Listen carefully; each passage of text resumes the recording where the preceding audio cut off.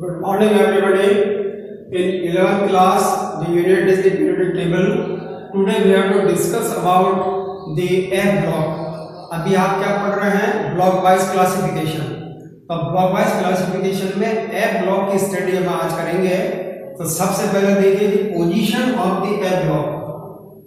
सबसे पहला पॉइंट होगा आपका पोजीशन. तो ये जो पोजीशन है ब्लॉक की, ये आउटसाइड टू द टेबल, ठीक है, आउट ऑफ टेबल. ये जो है वो कुछ सारणी के पीरियडिक टेबल के बाहर रखे गए हैं, ठीक है. तो इनका स्थान जो है वो आवर्त सारणी में नीचे की ओर बाहर रखे गए हैं. ये छठे और सातवें आवर्त के एलिमेंट हैं. जब आप पोजीशन में आते हैं तो ये 6th और 7th पीरियड, तो ये 6th और 7th पीरियड्स के एलिमेंट कहलाते हैं. तो छठे और सातवें के कुछ तत्व जो हैं वो मुख्य आवर्त सारणी में भी रखे गए हैं और कुछ तत्व जो हैं ये आवर्त सारणी के बाहर भी रखे गए हैं. तो इनका कोई विशेष समूह नहीं है, बल्कि ये आवर्त में तो आप इसको बता सकते हैं कि ये छठे और सातवें आवर्त में इनको रखा जाता है. इसके बारे में ये भी कहा जाता है कि ये रेयर अर्थ एलिमेंट कहलाते हैं. रेयर अर्थ एलिमेंट, दुर्लभ मृदा तत्व इनको कहा जाता है. कारण क्या है कि ये जो तत्व है आवर्त सारणी के F ब्लॉक के एलिमेंट, ये प्रकृति में बहुत ही कम मात्रा में मिलते हैं और कम स्थानों पर, मात्रा भी कम और स्थान भी कम. इसलिए इनको हम बोलते हैं दुर्लभ मृदा तत्व, रेयर अर्थ एलिमेंट. और इनके एक विशेषता इलेक्ट्रॉनिक कॉन्फ़िगरेशन में आती है. इनका इलेक्ट्रॉनिक कॉन्फ़िगरेशन जो आप पढ़ेंगे तो N-2, ये प्लेन अल्टीमेट से भी जो निचला स्तर होता है F होता है, इसमें 1 to 14 और उसके बाद फिर N-1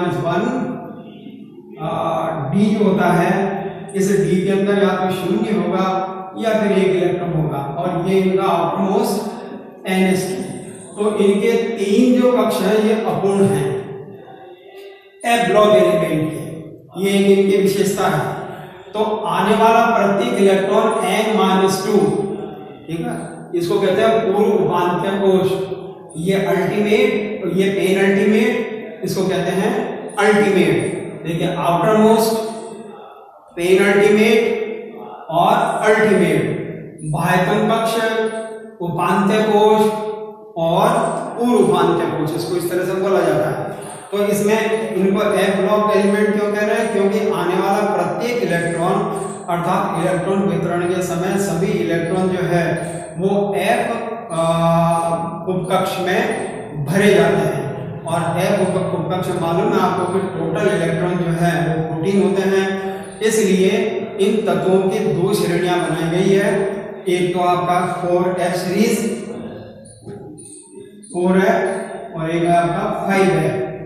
तो इसमें 14 एलिमेंट 4F में, अर्थात चौथे F में इलेक्ट्रॉन भरे जाएंगे. और ये दूसरी श्रेणी है वो 5F में. जब 4F सीरीज होती है इसको हम बोलते हैं लैंथेनाइड, ठीक है, और इसको बोलते हैं एक्टेनाइड सीरीज. तो ये दो श्रेणियां हो गई, 4F और 5F. और इसकी एक और विशेषता ये है कि ये जो एलिमेंट हैं ये इनको हम इनर ट्रांजिशनल एलिमेंट कहते हैं. Inner transitional element. तो इनको इनर ट्रांजिशनल एलिमेंट क्यों कहा जाता है? क्योंकि इन तत्वों में जो बाह्यतम कक्ष है उसमें इलेक्ट्रॉन नहीं जाता, पूर्व उपांत्य कोश में नहीं जाता. इलेक्ट्रॉन कहाँ जाता है? पूर्व उपांत्य कोश में, N-2 में जाता है. और ये नाभिक का काफी निकट होता है, इनर होता है. तो इनर होने के कारण ही या इलेक्ट्रॉन का ट्रांजिशन जो है वो पेन अल्टीमेट और अल्टीमेट शेल के बीच में होने से इनको हम इनर ट्रांजिशन के नाम से जानते हैं. इसलिए इनको आंतर संक्रमण तत्व भी कहते हैं. और ये सभी जो एलिमेंट हैं ये मेटलिक हैं। ये इनकी विशेषता है कि ये जितने भी एलिमेंट हैं वो मेटेलिक कैरेक्टर के होते हैं, अर्थात ये प्रबल धात्विक होते हैं, जो आसानी से इलेक्ट्रॉन को त्याग दे वो प्रबल धात्विक। अब जो लैंथेनाइट एक्टिनाइट जो सीरीज है उसमें आप बताएंगे कि सीरियम 58 ये हमारी 4F सीरीज कहलाएगी। सीरियम 58 से लेकर के और ल्यूटीशियम 71 ये 14 एलिमेंट हुए, इसको कहते हैं हम लैंथेनाइट सीरीज। और जो 5D सीरीज 5F सीरीज है यहाँ पे आपके थोरियम 90 से TH इसका सिंबल है, थोरियम 90 से लेकर के और Lr लॉरेंशियम 103। तो थोरियम से ये लॉरेंशियम तक की जो 14 एलिमेंट है इनको 5F सीरीज, और इनको हम एक्टिनाइट सीरीज कहते हैं और इनको कहते हैं लैंथेनाइट सीरीज। तो ये जो F ब्लॉक है वो दो अलग अलग सीरीज में है, 4F और 5F। दूसरे शब्दों में इनको हम लैंथेनाइट और एक्टिनाइट सीरीज के नाम से इनको जानते हैं। 92 यूरेनियम, ठीक है 92। तो यूरेनियम 92 के बाद वाले जितने भी एलिमेंट हैं ये सब सिंथेटिक हैं, अर्थात ये प्रकृति में स्वतः अपने आप ही जो है वो डिसइंटीग्रेशन से बनते हैं, ठीक है। ये स्टेबलाइज नहीं है, स्थिर नहीं होते ये। तो इस तरह से जो इनको हम ट्रांस यूरेनिक एलिमेंट के नाम से भी जानते हैं। ये सिस्टमेटिक है ना, तो इनको हम ट्रांस यूरेनिक एलिमेंट के नाम से भी जाना जाता है, ठीक है। 92 के बाद में यूरेनियम आपको पता है कि ये हमारे जो न्यूक्लियर रिएक्शन के अंदर इसका उपयोग होता है, ठीक है। बॉम्ब वगैरह परमाणु बम बनाने में इसका उपयोग किया जाता है। लैंथेनाइट की तुलना में अधिक अवस्था ऑक्सीकरण अवस्था जो है वो अन्य तत्वों की अपेक्षा जटिल होती है।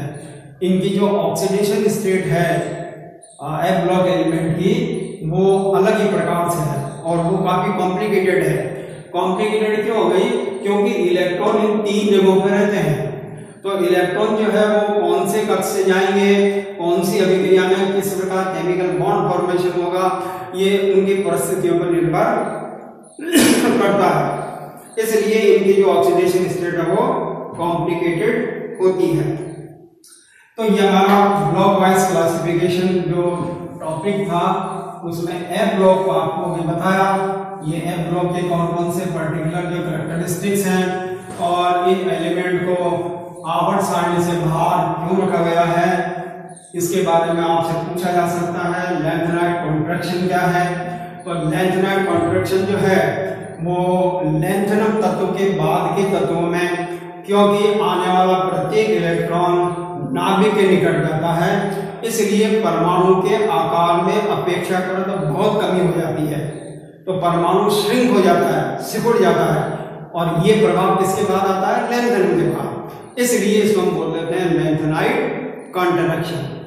और ये क्योंकि इनका आकार इतना कम हो जाता है कि इनके जो पीरियोडिक कैरेक्टर्स हैं वो मेन पीरियोडिक टेबल में आसानी से नहीं पढ़ सकते हैं, इसलिए इनकी केमिस्ट्री को स्टडी करने के लिए हमें अलग से स्थान की आवश्यकता होती है।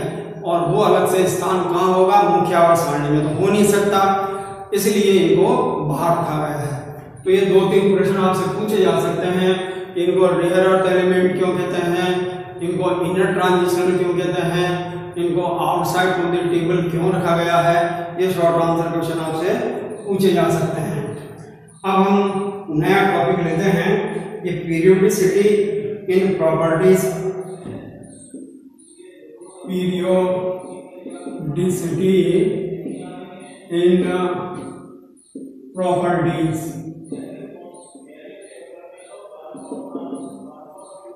तो इनके जो गुण हैं तत्वों के, उनके अंदर आवर्तीयता क्या है? पीरियोडिसिटी का मतलब होता है आवर्तीयता। तो आवर्त और वर्ग हमारे पास में 2 हैं पीरियोडिसिटी में। एक तो आपका आएगा पीरियड और एक होगा आपका ग्रुप। इसे समूह बोलते हैं हम। तो आवर्त और ग्रुप के बीच में समानता और असमानता का जो अध्ययन है, ठीक है, सिमिलैरिटी एंड डिससिमिलैरिटी, इन दोनों की जो स्टडी है उस स्टडी का नाम होता है पीरियोडिसिटी। तो हम अब आवर्त सारणी की स्टडी करेंगे, उनके भौतिक और रासायनिक गुणों में क्रमिक परिवर्तन किस प्रकार से होता है और इनके कौन कौन से गुण हैं। तो सबसे पहले पीरियोडिक कैरेक्टर जो है नंबर 1, ये हम लेते हैं एटॉमिक रेडियस, ठीक है, परमाणु त्रिज्या। तो नाभिक और संयोजक कक्ष के मध्य की दूरी, ठीक है, ये हमारा जो त्रिज्या का मतलब ये होता है, मान लीजिए इसमें 2 संयोजक कक्ष हो गए और इन दोनों के बीच का जो डिस्टेंस है, ठीक है, ये वैलेंस शेल हो गया और ये नाभिक हो गया। तो ये तुम्हारा वैकेंट पोर्शन हो गया। ये जो डिस्टेंस है ना, ये आर कहलाती है, इसको हम बोलते हैं रेडियस। तो आवर्त सारणी में इस रेडियस को हम किस तरह से स्टडी करें, अलग अलग जो है वो आपसे प्रश्न पूछे जा सकते हैं कि ये समूह में रेडियस किस प्रकार से पढ़ी जाए और जो आवर्त है उसमें जो है किस प्रकार से पढ़ी जाए, दोनों ही स्थितियों में इनका क्रमिक परिवर्तन। तो वास्तव में जो एटॉमिक रेडियस है उसको निकालना, उसकी ज्ञात करना, उसको स्टडी करना इज टू मच डिफिकल्ट, क्योंकि एटम बहुत ही माइन्यूट पार्टिकल, फिर उसमें वैलेंस शेल को ढूंढना, तो वैलेंस शेल और नाभिक के बीच की दूरी, तो ये जो डिस्टेंस है इसका पता लगाना ये बहुत ही डिफिकल्ट टास्क होता है। लेकिन फिर भी हमारे पास में एक्स-रे डिफ्रैक्शन मेथड है और ये इलेक्ट्रॉन डिफ्रैक्शन मेथड और एक आपका न्यूट्रॉन डिफ्रैक्शन मेथड, इनके द्वारा हम कुछ गैस लगा सकते हैं, अनुमानित बता सकते हैं कि ये दूरी जो है वो किस प्रकार से होगी। तो वास्तव में जो जब त्रिज्या की बात आती है तो इंट्रा न्यूक्लियर डिस्टेंस, इसलिए इसको कोवलेंट कहा जाता है कि जैसे देखिए एक परमाणु ये, दूसरा परमाणु ये, अब ये इसका नाभिक है, ये इसका नाभिक है, तो इन दोनों नाभिकों के बीच की दूरी है, इसको अगर आप हाफ कर लीजिए तो ये R1 हो जाएगा, ये R2 हो जाएगा, ठीक है। ये पहले परमाणु की त्रिज्या, ये दूसरे परमाणु की त्रिज्या। जैसे हाइड्रोजन के बारे में तो H2 का बुक करना, तो H2 का, ये दोनों हाइड्रोजन के एटम हैं, ठीक है। तो इन दोनों, क्योंकि हाइड्रोजन के अणु का तो अध्ययन कर सकते हैं, ठीक है, तो अणु में इंट्रान्यूक्लियर डिस्टेंस को हम फाइंड आउट कर सकते हैं। तो इसलिए इसको हम कोवलेंट रेडियस के नाम से भी जानते हैं। ये कोवलेंट रेडियस हो गई हाइड्रोजन के लिए HA और HB, तो इसको हम बोलेंगे डिस्टेंस AA, अर्थात ये भी हाइड्रोजन, ये भी हाइड्रोजन, ठीक है, ये डिस्टेंस है। तो ये किसके बराबर हो जाएगा, R, ये H और प्लस HA है और ये रेडियस ऑफ द RHB है। A और B दोनों हाइड्रोजन के परमाणु हैं, इन दोनों की इंट्रान्यूक्लियर डिस्टेंस हो गई, ठीक है। और इसको आप कर लीजिए हाफ, इसको आधा कर दें तो अब हमारे पास में ये R आ जाएगी। रेडियस का कैलकुलेशन इस तरह से, इसलिए इसको कोवलेंट रेडियस भी कहते हैं। कोवलेंट मॉलिक्यूल जो समान परमाणु के बीच में जो बंध बना है वो पूरी तरह से शुद्ध सहसंयोजक कोवलेंट होता है, उसकी हाफ कर लीजिए तो रेडियस का कैलकुलेशन हो जाएगा। जैसे क्लोरीन के लिए जो है वो 198 pm होता है और 190 pm 98 pm जो है ये तो है हमारा इंटरन्यूक्लियर डिस्टेंस, इसको हाफ कर देते हैं तो 99 pm आ जाता है। ये 99 pm जो है वो क्लोरीन की रेडियस कहलाएगी, इसको इस तरह से पढ़ा जा सकता है। दूसरा देखिए मेटालिक रेडियस, दूसरा कौन हो गया मेटालिक रेडियस, ठीक है। अब ये धात्विक त्रिज्या, ये तो परमाणु त्रिज्या और अब होती है ये धात्विक त्रिज्या। तो धात्विक त्रिज्या जो है ये धातु के लिए है कि आवर्त सारणी का वह स्थान जहाँ पे धातुएं उपलब्ध है, पाई जाती है, स्थित है, तो उन धातु तत्वों की जो रेडियस है उनको हम बोल देते हैं धात्विक त्रिज्या।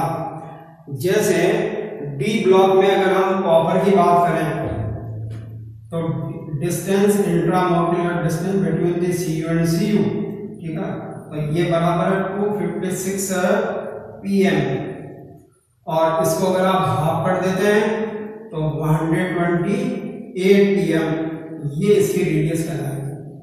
तो कॉपर की जो रेडियस निकालने के लिए हम एक्सेल डिफरेंशियल मेथड का यूज करें, तो कॉपर के बीच की डिस्टेंस इतनी है, रेक्टेंगुलर डिस्टेंस, तो उसमें उसका हाफ कर दीजिए, तो ये हमारे पास मेटेलिक रेडियस आ जाएगी। एक होता है वान डेर वाल रेडियस, ये रेडियस के अलग अलग नाम हैं, मेटेलिक के बाद में अब आ जाते हैं हम वान डेर वाल रेडियस। नंबर 3, ये वान डेर वाल रेडियस, तो ये क्या है कि अक्सर जो है ये जो है वो उन अणुओं में पाई जाती है जो इनर्ट गैस होते हैं, जैसे आपका distance internuclear distance between He and He, helium. तो हीलियम के बीच की जो अणु है उसकी जो डिस्टेंस है वो वान डेर वाल रेडियस के नाम से जानी जाएगी। ये अणु जो है साधारण परिस्थिति में बनते नहीं है क्योंकि इनर्ट नेचर के हैं, तो इनर्ट मॉलिक्यूल की रेडियस जो है वो वान डेर वाल रेडियस के नाम से जानी जाएगी। अब इन तीनों प्रकार की त्रिज्याओं में संबंध क्या है, तो आप देखेंगे कि वान डेर वाल त्रिज्या सबसे ज्यादा, ठीक है, उसके बाद धात्विक, और सबसे न्यूनतम होती है हमारी कोवलेंट रेडियस।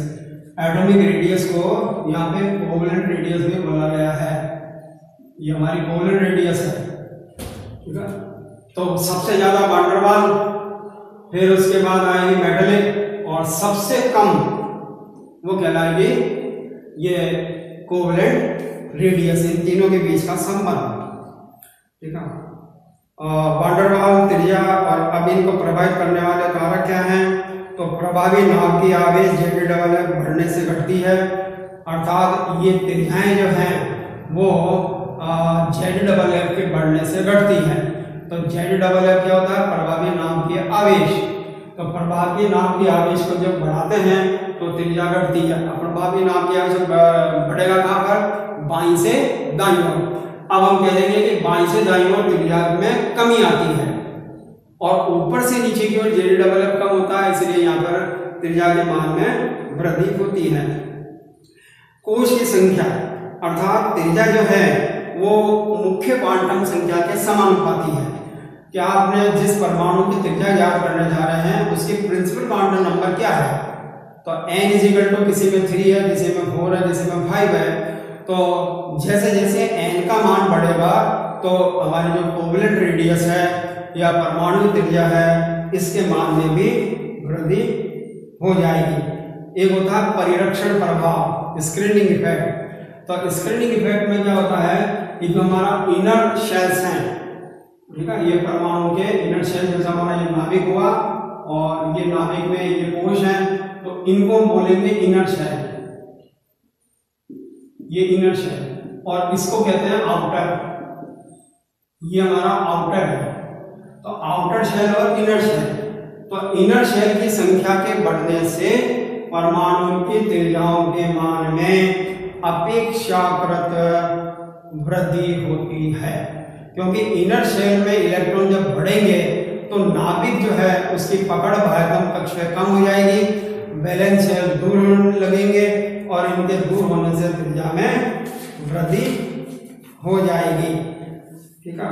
और केंद्रीय इलेक्ट्रॉन नाभिक और संयोजक इलेक्ट्रॉन के मध्य का आवरण बनाने में ZW की पकड़ जो है ये बड़ी महत्वपूर्ण होती है।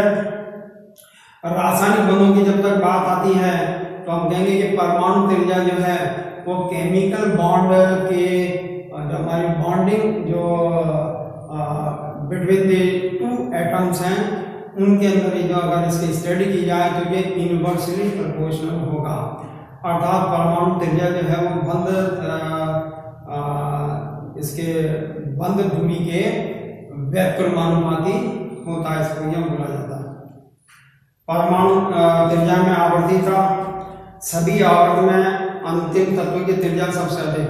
अगर हम पीरियोडिसिटी की बात करें तो बाईं से दाईं ओर चलने पर और त्रिज्या के अंदर कमी होती है, लेकिन जो सबसे लास्ट है जो हमारा इनर्ट गैस है वो त्रिज्या में सर्वाधिक होता है, और बाईं से दाईं ओर त्रिज्या में कमी होती है। ऊपर से नीचे समूह के अंदर त्रिज्या के मान में वृद्धि होती है। क्यों? क्योंकि यहाँ पर n की संख्या बढ़ती है। आवर्त में n की संख्या कांस्टेंट होती है, ये ध्यान रखना है, लेकिन वो आंतरिक कोश में इलेक्ट्रॉन की संख्या में वृद्धि होती चले जाती है। प्रथम समूह की त्रिज्या जो है वो अधिक और 17वें समूह की त्रिज्या, आपने देखा होगा ना कि आवर्त सारणी को पहले से लेकर 18 तक 1 to 18 समूह में विभक्त करते हैं। तो एक हम फर्स्ट ग्रुप की एलिमेंट की त्रिज्या देखिए, एक 70 की देखिए।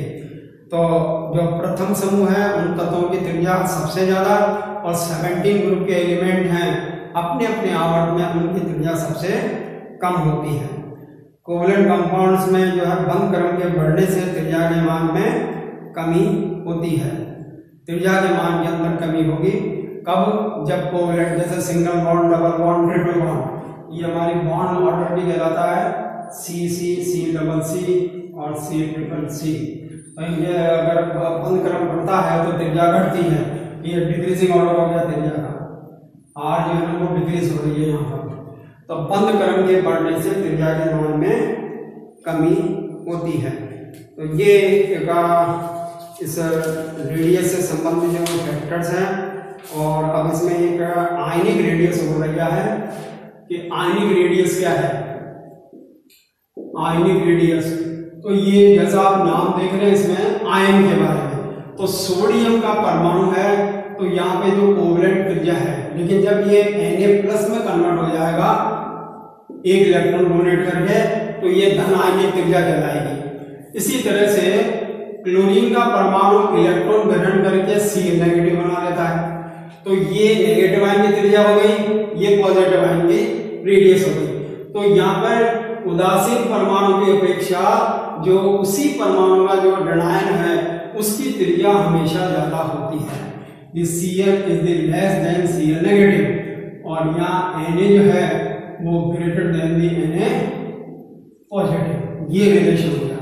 तो आयनिक त्रिज्या धनायनिक और ऋणायनिक, तो धनायनिक त्रिज्या कम होती है और ऋणायनिक त्रिज्या के मान में वृद्धि हो जाती है। जब हम ऊपर से नीचे की ओर आवेश में बढ़ते हैं कि सोडियम, मैग्नीशियम, कैल्शियम, ठीक है, ये आप ग्रुप के अंदर बढ़िए Na+, Mg+2 और Al+3। तो आवेश आयन पर आवेश के मान में वृद्धि होने से त्रिज्या के मान में कमी होती है। अब आपसे पूछे जाएंगे इनमें से सबसे कम त्रिज्या किसकी होगी? का आंसर होगा Al+3। क्यों? क्योंकि फिर प्लस के 3 चार्ज हैं, इसलिए इसकी त्रिज्या सबसे कम होती है। जहां तक नेगेटिव आयन की बात है तो उसमें भी आवेश के मान में बढ़ने से त्रिज्या में वृद्धि हो जाएगी। जैसे देखिए F-, उसके बाद में O2- और ये N3-, तो सबसे ज्यादा त्रिज्या किसकी हुई? नेगेटिव आयन में, जिसपे आवेश का मान ज्यादा। तो यहाँ ऋणावेश 3 है, यहाँ ऋणावेश 2 है, यहाँ पे 1 है, ये सबसे न्यून होगा और ऐसा ये सबसे अधिक होगी। तो ऋणायनिक त्रिज्या और धनायनिक त्रिज्या में बढ़ना। डी ब्लॉक की जो त्रिज्या है वो लगभग स्थिर होती है। उसका कारण क्या है? यहाँ पर सिग्मा और Z∆F। तो सिग्मा परिवेक्षण प्रभाव, Z∆F नाप की आकर्षण, इन दोनों के मान में लगभग वृद्धि होती है बराबर। तो जब बराबर वृद्धि होगी तो परमाणु का आकार जो है वो लगभग स्थिर रहता है। क्यों? कि जो परिवेक्षण प्रभाव सिग्मा है ये तो इसके मान में बढ़ने से त्रिज्या बढ़ती है, जबकि Z∆F का प्रभाव जो है त्रिज्या को घटाता है। तो एक घटाता है एक बढ़ाता है, और दोनों बलों के मान में जब बराबर वृद्धि हो रही है तो उनकी त्रिज्या लगभग स्थिर होती है डी ब्लॉक एलिमेंट में। आइसो इलेक्ट्रॉनिक सीरीज में Z∆F के बढ़ने से त्रिज्या के अंदर कमी होती है। ठीक है, आइसो इलेक्ट्रॉनिक सीरीज है जिसमें कि एक ही इलेक्ट्रॉन की संख्या बराबर हो जाए। ठीक है, तो उस स्थिति में जैसे देखिए यहाँ पर Al+3 एक एग्जांपल है, और Mg ये +2, Mg+2 और फिर Na+1। तो अब इसके अंदर क्या है कि आपसे पूछा, ये सभी धनायनिक है, तो इसके अंदर पूछा जाएगा जिसमें का एटॉमिक नंबर जिसका ज्यादा है, ये 13, 12, 11। तो जब हम आइसो इलेक्ट्रॉनिक सीरीज की बात करें, इन सभी में इलेक्ट्रॉन की संख्या हो गई 10, तीनों आयनों में इलेक्ट्रॉन की संख्या 10 है, 10 है, इसलिए इसको कहेंगे आइसो इलेक्ट्रॉनिक। तो आइसो इलेक्ट्रॉनिक में त्रिज्या का मान में परमाणु क्रमांक के बढ़ने से साथ साथ त्रिज्या के मान में कमी आती है। तो ये सब आपके आयनिक त्रिज्या के बारे में।